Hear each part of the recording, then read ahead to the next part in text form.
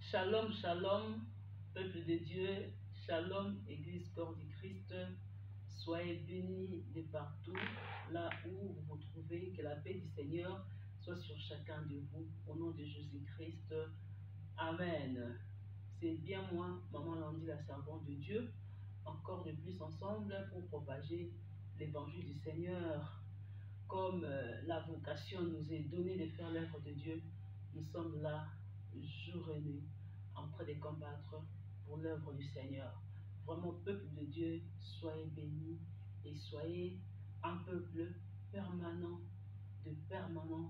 dans la vie de prière, dans la parole de Dieu, car cette terre bien-aimée, ce n'est pas une terre à blaguer. Ce monde que nous vivons, c'est un monde dont nous devons demeurer permanent dans la vie de prière. Soyez bénis au nom de Jésus-Christ. Aujourd'hui, nous sommes là dans notre émission La promesse accomplie. Comme je vous rappelle, chaque fois la promesse accomplie, ce sont des choses que le Seigneur nous a dit, des promesses, des projets, des choses que nous voulons vivre dans nos vies s'accomplir. Ça peut s'accomplir de quelle manière, d'une manière ou d'une autre. Et aujourd'hui, nous soulevons un thème. Ce thème, c'est le sacrifice.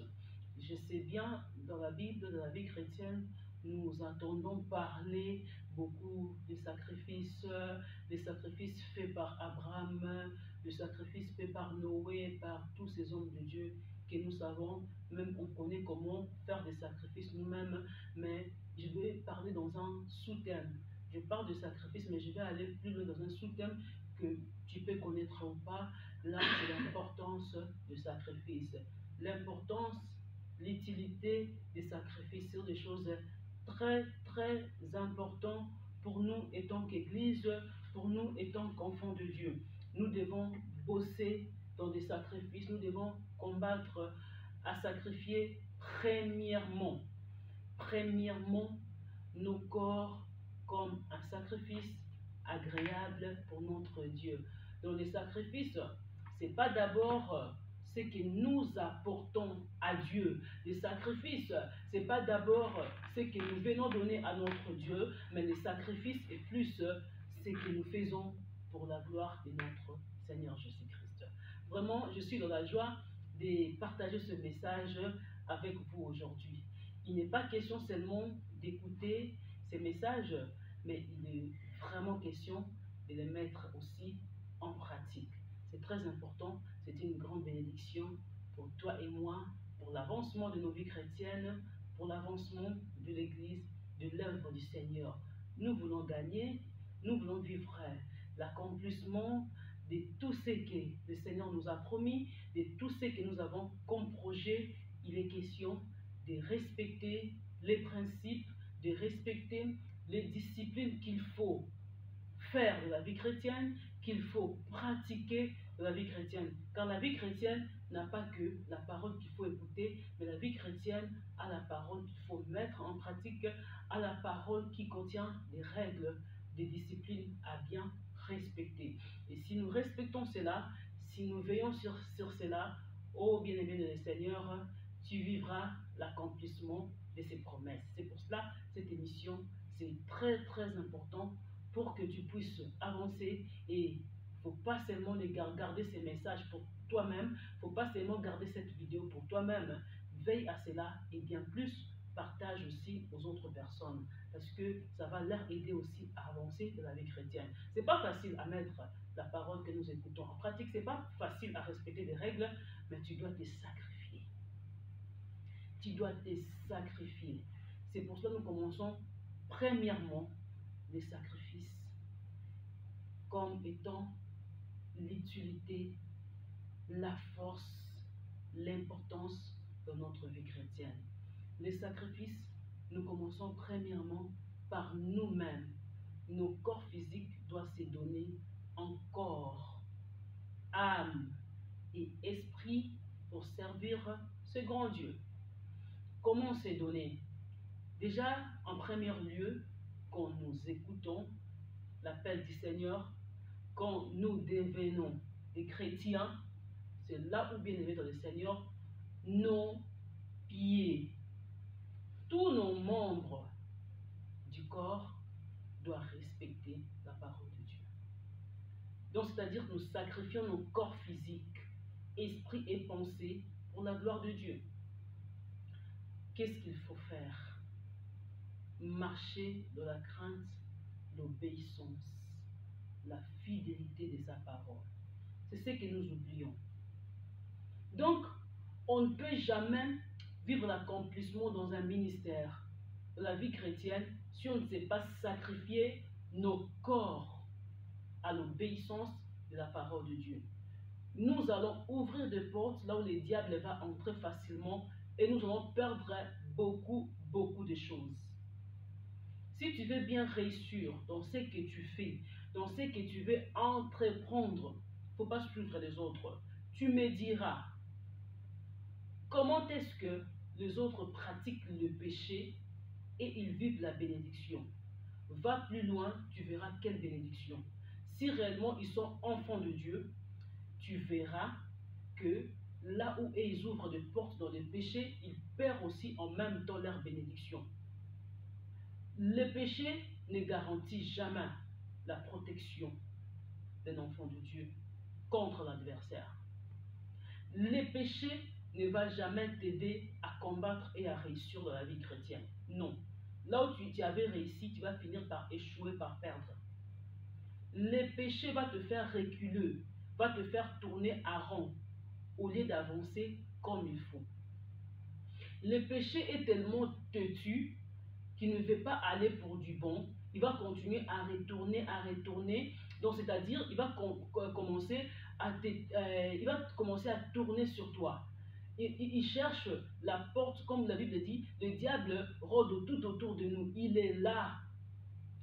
Il cherche entre quelle porte, quel trou il peut créer pour qu'il entre directement. S'il n'arrive pas à entrer dans ta vie, qu'est-ce qu'il fera? Il va créer un entourage qui est destructif, qui pourra facilement détruire tes pensées, détruire ta vie pour te posséder facilement. Il va créer des pensées comme si tu es dans l'échec de la vie, tu es dans un échec de mariage, tu es dans un échec des enfants, et il pourra t'aider facilement à tomber dans l'impudicité. Là déjà, il a corrompu tes pensées, il a détruit tes pensées comme si tu es en retard d'avoir des enfants, comme si tu es en retard de se marier. Il va créer un chemin d'impudicité, là où même un pasteur, là où même ton entourage peut te conseiller différemment la parole de Dieu. Ils peuvent te dire même, fais ceci, fais cela, tu vois là j'ai déjà avancé, tu peux faire ça, ça fait rien, tu ne comptes même pas ça parce que ceci et cela. Et quand tu feras, tu vas tomber dans les péchés, c'est là où tu vas ouvrir les portes de ta bénédiction. Peut-être il y avait un bon chemin, il y avait une bonne personne devant toi que Dieu avait orientée, il y avait une bénédiction que Dieu avait orientée devant toi, tu vas le perdre parce que le diable a déjà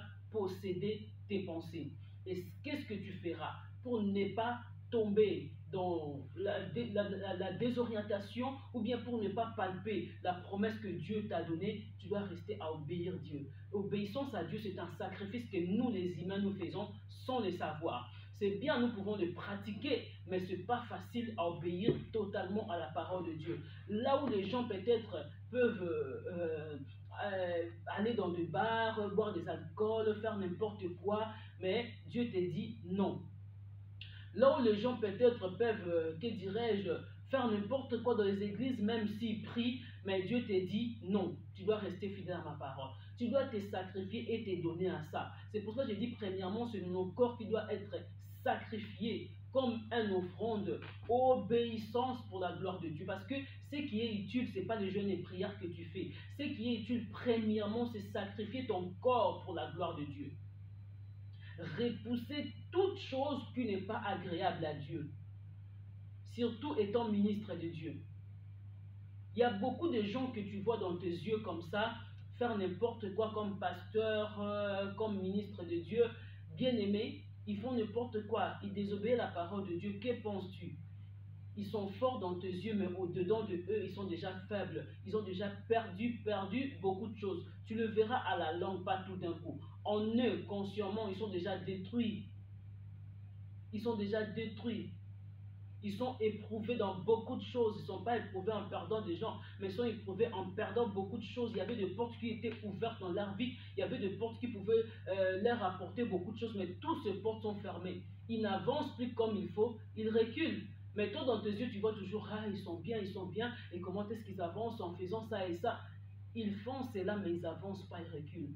Et les jours que tu leur verras comme ces jeunes prophètes qui avaient obéi aux vieux prophètes, les jours que tu vas les voir, par exemple, comme qui est encore de la Bible, comme David qui était fouetté, mais après des années, la vie de ses enfants était totalement, les vies de ses enfants étaient totalement par terre.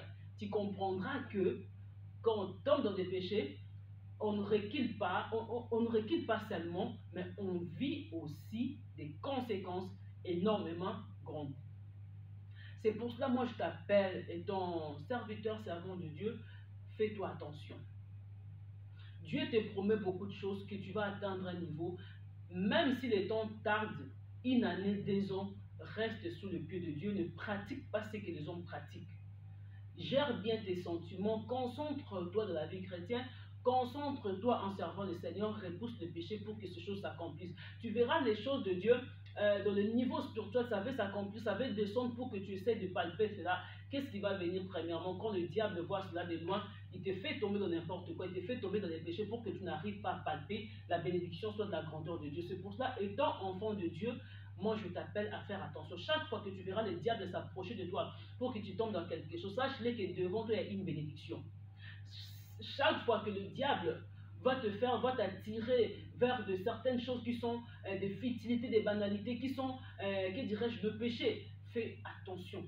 Sache-le qu'il y a une bénédiction devant toi que le diable veut arracher. Soit tu veux récupérer quelque chose que tu avais déjà reçu. Dieu ne peut pas agir dans le péché. Pratique pas, non. Pratiquement non. Dieu agit là où il y a l'obéissance, là où il y a la crainte de la parole de Dieu. Le sacrifice d'un enfant de Dieu, d'un serviteur de Dieu produit beaucoup de choses. Le sacrifice de ton corps produit la protection de ta bénédiction, de tes bénédictions, produit la maintenance, donc l'endurance dans les combats, produit la maintenance de bénédictions. Parce que des fois, quand nous recevons des bénédictions, les diables cherchent comment les détruire, mais nous maintenons cela parce que nous craignons Dieu. Et il n'y a pas une porte là où le malin peut entrer. La protection de nos vies, de nos enfants, de nos biens sont protégés par la crainte de la parole de Dieu. Ne me donne pas l'exemple de Job, parce que Job c'était un autre cas. Ce n'est pas le même cas, ce n'est pas les choses que je parle maintenant. Job c'était un cas, que dirais-je, un cas spécifiquement pour lui, un cas particulièrement pour lui, Job. Donc c'est-à-dire Dieu voulait quand même, que dirais-je, regarder sa manière de lui servir. Vous voyez, Dieu avait permis que le diable touche ce bien, mais nous, ce n'est pas le cas. Dans le cas, dans tout chrétien, dans le monde de l'Église, le cas est que chaque personne qui obéit à la parole de Dieu est protégée et sa bénédiction aussi est protégée. Si le Seigneur veut aller plus loin peut-être à te dire que non, il faut par exemple prier maintenant parce qu'il y a un combat qui s'élève. Il va te le dire, même si tu as l'obéissance, tu dois te lever dans telle manière. La manière qui te dit de s'élever, d'avancer, donc c'est-à-dire, il veut t'enseigner quelque chose dans ce niveau-là. Vous voyez, donc on doit se sacrifier étant Église, étant enfant de Dieu, en donnant nos corps comme offrande agréable à Dieu. Ça, c'est notre premier appel, ça, c'est notre première vocation, de lui servir de tout notre âme, corps et spiritualité. Ça, c'est très, très important. Nos pensées doivent servir aussi les seigneurs. C'est ça ce qui est vraiment très grave chez les enfants de Dieu. Parce qu'on a toujours tendance à penser à autre chose, à penser peut-être à être désorienté dans nos pensées. Dieu t'avait dit fais ceci, tu pars faire d'autres choses qui ne sont même pas pour la gloire de Dieu. Tes pensées sont déjà détruites par des mauvaises choses.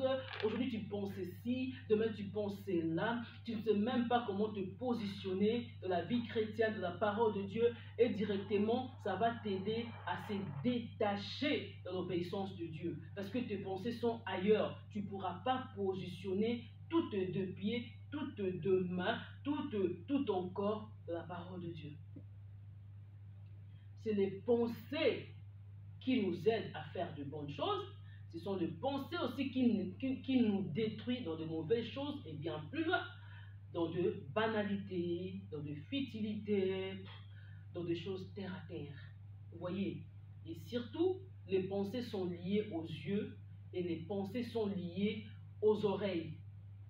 Les pensées vont plus loin s'attacher à ce qu'ils voient. L'autre a avancé, l'autre a atteint un niveau, mes projets, oh je voulais faire ceci, mais depuis que Dieu m'a promis, depuis que Dieu a fait ceci, les pensées vont déjà se diriger ailleurs par rapport aux yeux.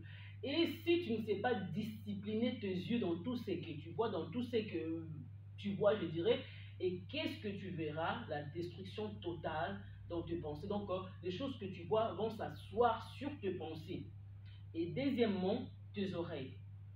Si tu ne sais pas discipliner tes oreilles en écoutant n'importe quoi, être mal entouré et regarder n'importe quoi sur l'internet, la télévision et tout, tu verras facilement tout ce que tu attends parler, tout ce qui t'entoure et vont s'asseoir où? Sur tes pensées. Les pensées seront totalement détruites et ta tête vont commencer à peser parce qu'il y a plein de choses qui sont là-dedans que tu auras besoin de dégager. Donc, c'est-à-dire de diminuer un peu en le mettant en pratique. Et la manière que tu commences maintenant à diminuer cela, tu vas aller faire ceci parce que tu avais écouté, tu vas aller faire cela parce que tu avais vu. Est-ce que ce que tu as vu, ce que tu as écouté, tu as essayé d'examiner cela? C'est pour la gloire de Dieu, c'est comme ça que tu dois faire, c'est comme ça que tu dois faire le pas, c'est comme ça que tu dois agir, ou bien c'est pas comme ça. Vous voyez, maintenant, le sacrifice de ton corps, de ta vie, va être détruit à cause de pensées que tu n'as pas disciplinées. Comme tu n'as pas discipliné tes pensées au niveau des oreilles et des yeux, tu vas tomber et ton corps va être détruit. L'avenir ne pourra pas posséder son destin. Ce qu'il faut faire pour se sacrifier, pour rester un sacrifice agréable à Dieu, il faut se discipliner au niveau des oreilles, au niveau des yeux. Il faut rester positionné dans la parole de Dieu, sinon tu perdras beaucoup de choses dans ta vie. Tu as des choses que Dieu a planifiées pour toi, tu as des promesses qui doivent s'accomplir, que tu dois posséder. Si tu ne sais pas marcher dans toutes ces règles, dans toutes ces disciplines-là, tu ne pourras jamais posséder. Quand on voit l'église tombe, les gens tombent, les pasteurs tombent, ils font n'importe quoi, on se désoriente nous-mêmes parce que nous avons vu, nous avons entendu. Mais si nous restons posés dans la parole de Dieu, dans les principes de la parole de Dieu, dans la manière que le Seigneur nous oriente, nous allons réussir, nous allons atteindre un certain niveau. Et les gens finiront par nous suivre parce que nous sommes des exemples vivants, des exemples agréables pour la gloire de notre Dieu. Le sacrifice commence par le corps physique, par notre corps spirituel qui doit être agréable à Dieu. Et deuxième sacrifice, c'est un sacrifice qui est très important et que je viens souligner pour l'Église corps du Christ. C'est quelque chose que nous devons mettre en pratique. Ce sacrifice-là est dit, d'abord avant que j'entre vraiment dans tous les détails, je vais donner des exemples des gens que nous connaissons très bien de la Bible, dans des personnages bibliques que nous sommes attirés des fois à donner des exemples dans leur vie. Ce n'est pas en vain que Dieu a élevé ces gens-là dans la Bible, quand nous voyons la personne comme des Anna, la mère de Samuel. Waouh!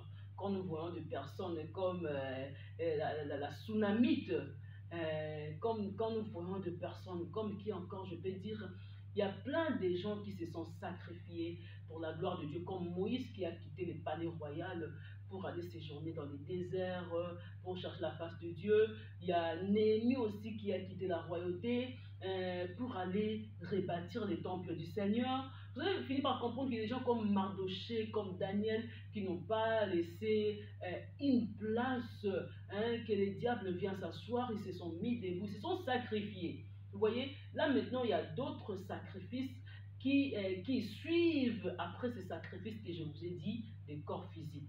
Vous voyez, donc ça commence par nous-mêmes qui doivent servir très bien le Seigneur. Et ça descend dans un deuxième niveau maintenant de sacrifice, des choses qu'on doit donner à Dieu. Des sacrifices comme corps physique aussi, ça peut être aussi, là je n'ai pas souligné, excusez-moi, dans le premier niveau de sacrifice, nous voyons aussi les temps que nous donnons à Dieu. Il y a beaucoup de gens qui ne donnent pas leur temps à Dieu. Hein. Nous donnons le temps pour le travail. On se réveille tôt le matin pour aller au travail. Nous donnons le temps pour aller un peu se balader, se promener avec nos enfants. Mais il y a un temps qu'on doit donner à Dieu. La vie de prière, la concentration, hein, se mettre à genoux par terre pour chercher la face de Dieu. Ça, c'est très important. Et je parle dans le sacrifice de la mère de Samuel, Anna. Ces sacrifices-là, bien aimés dans le Seigneur, waouh, c'était pas facile pour Anna. D'abord, il donnait des offrandes déjà, comme nous le savons, lui et son mari, et lui bien plus.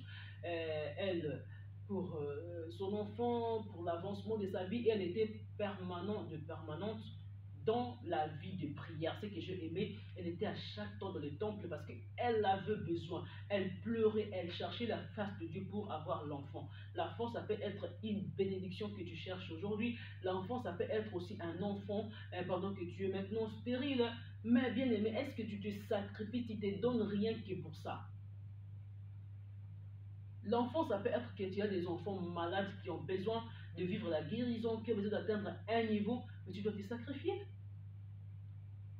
Ne pense pas que c'est le pasteur qui va se sacrifier pour toi, qui viendra chaque fois à la maison, maman on prie, et tes deux pieds là, ta bouche c'est pourquoi, tes mains c'est pourquoi, c'est pas pour chercher la face de Dieu.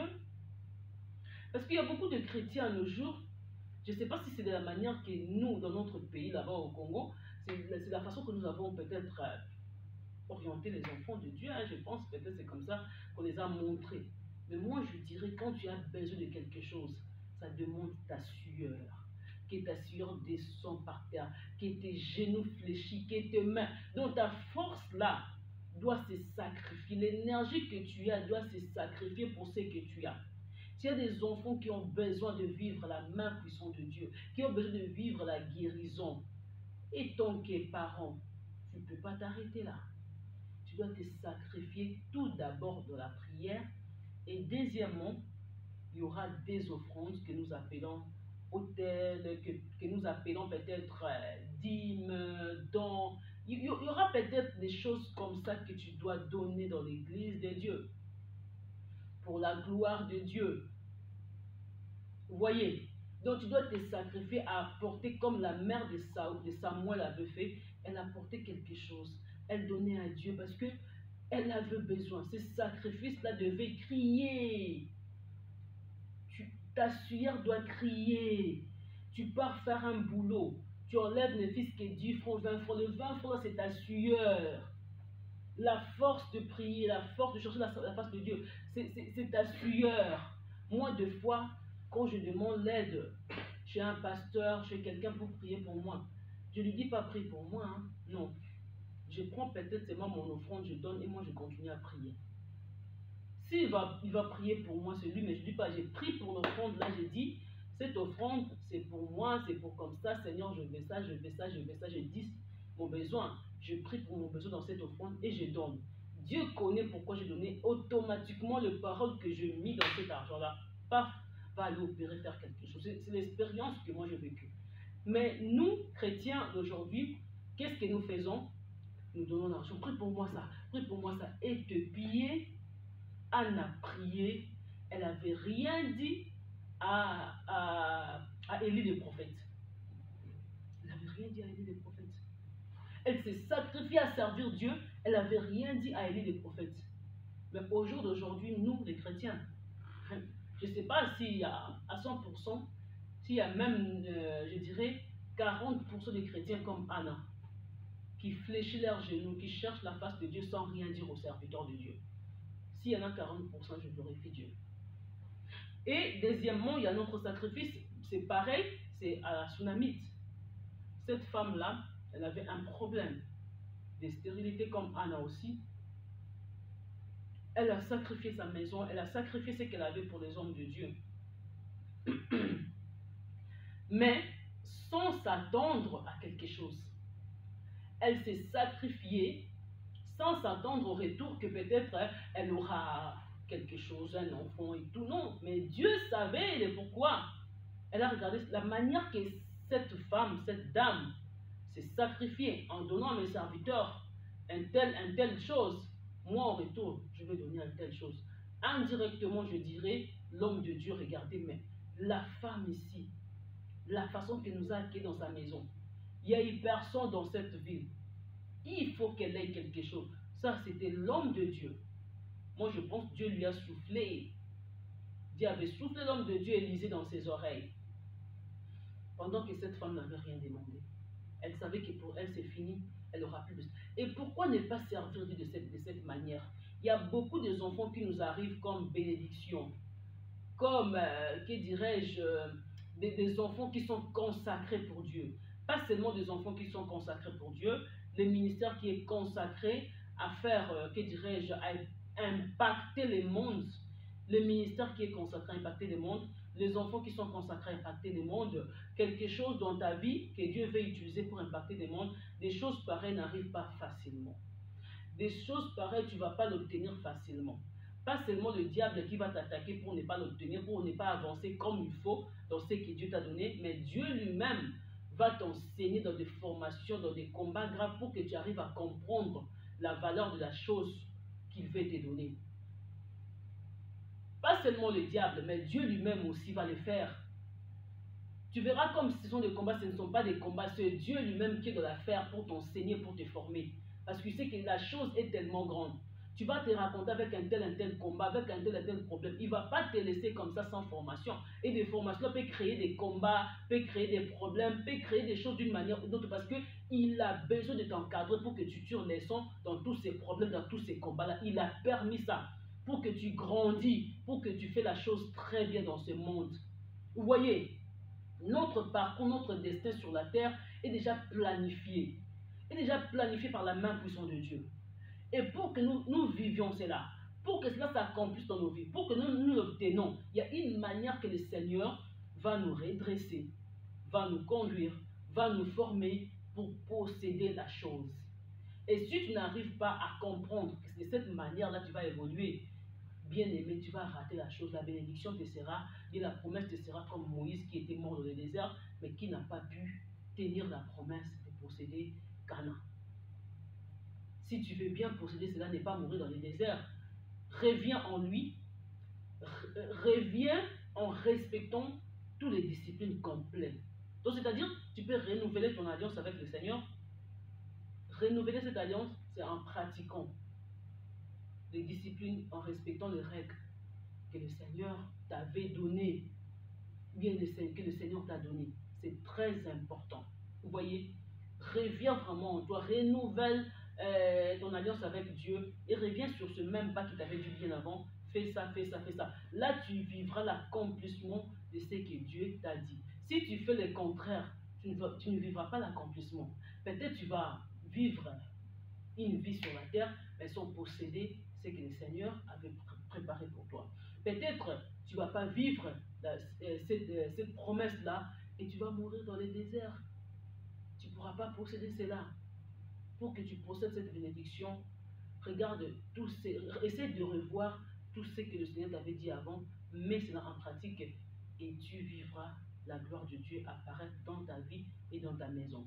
Ne crains pas l'âge comme Sarah, ne crains pas l'âge comme Abraham qui était parti toucher Agar pour avoir Ismaël. Dieu lui dit, c'est pas Ismaël, c'est Isaac dans le ventre de Sarah.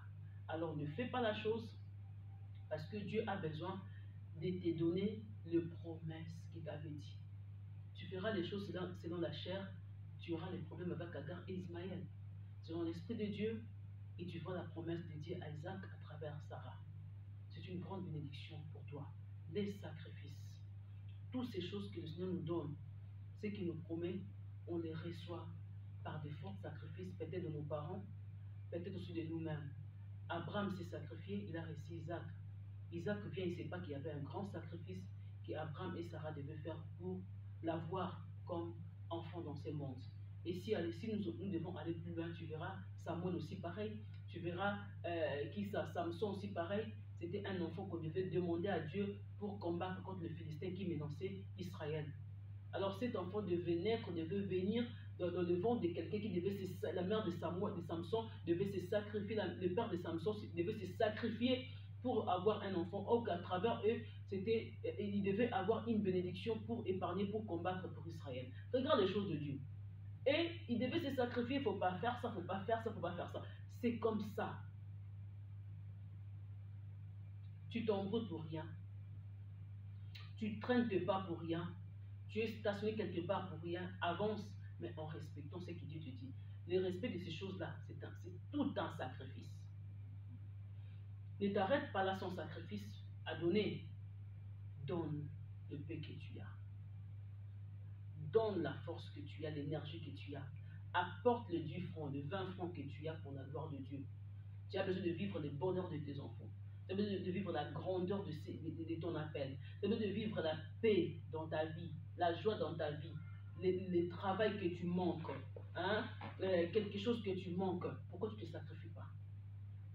Sacrifie-toi. Sacrifie ton salaire. Sacrifie ce que tu as pour l'œuvre de Dieu et tu verras ces promesses s'accomplir au nom de Jésus-Christ. Ça, c'était une manière d'appeler les enfants de Dieu à écouter ces messages. C'était une manière à réveiller, à sensibiliser aussi le peuple du Seigneur pour leur dire: prenez ces sacrifices, mettez cela en pratique. Vous vivrez la différence dans vos vies chrétiennes, dans vos ministères.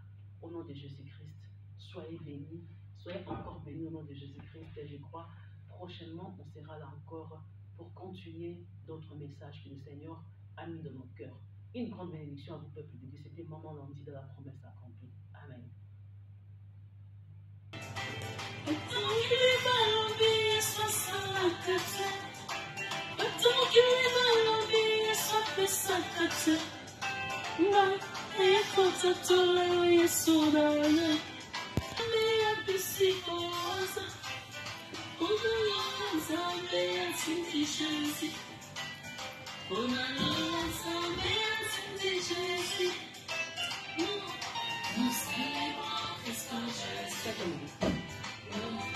Nous célébrons